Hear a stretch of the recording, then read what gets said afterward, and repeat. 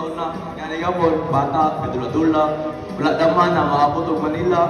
Another day, another vlog na punta mga lods na areta karon diri sa NHA Cover Court, Buhangin, Davao City. Kung asa magsugod karong adlaw ang dula sa mga Young Guns Training and Development in partnership with Milo Philippines. Also atong pasalamatan kay Coach Alan for inviting us to be a part of this league na ako ang ilahang official na tigbuhat og basketball highlights. As a vlogger, malipay gid no, dili kay maka-content ta kundi naatay ma-inspire ng mga bata na makita nila ilahang highlight sa basketball. Isa sa ato ang mga pangandoy na makagunit ani na event og wala gyud madugay, nakagunit gyud ta og nagpasalamat gyud tagdako aning sponsors sa Barangay Liga ang Milo Philippines. Mao ni ang usa ka advocacy na nindot kaayo. Wala jud ko kakita ani sa una. Siguro naana ni siya sa una pero wala lang mi naka-inter ani, pero karon naana gyud ko diri karon, naka-witness na jud ko og unsa ning programa na ingon ani. Makalipay gyud og dako kay syempre daghan pod og mga Young Guns players ang ato ang maabi-abi og maila-ila, especially mabuhatan pod nato sila og highlights. Kini na event nagapamatuod na basketball is life diri sa Davao City. Daghan pod mga players na nagikan pod sa laing lugar ani, ni dayo lang gyud diri sa Davao. Nya shout out din sa tanan mga basketball players. Padayon lang gyud permanente sa inyong mga pangandoy kung gusto gyud mo mahimong basketball players training og focus lang gyud sa dula. Mao ra gyud na ang usa ka rason nganong mo improve ta.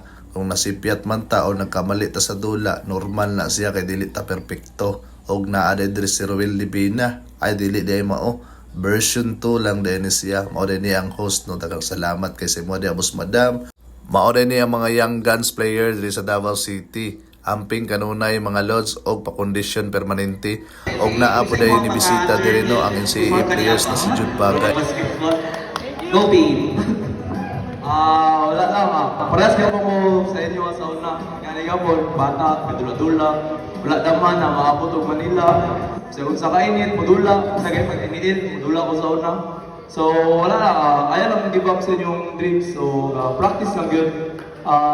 Likay lang mo sa bisyo to ko sa practice everyday. Eskwela po mo, importante yun ang eskwela. O paminaw mo sa inyong coach, siyempre nasi coach, nag-guide sa inyo rin. Swerte gani mo, kaya na mo na-imbailo sa una, wala mo na ingani. So mas better na ang basketball karon kumpara sa among generation. So wala man gyud naman na maabot ko Manila, pareha ako sa inyo. Ampo lang gyud, apili lang pag-ampo o hard work na pugi lang, wala. Thank you, Sir Jude. Maura ito si Jude Bagay, ang NCAA player sa Emilio Aguinaldo College. Unta na inspire niya to ang mga kalods na mga Young Guns players.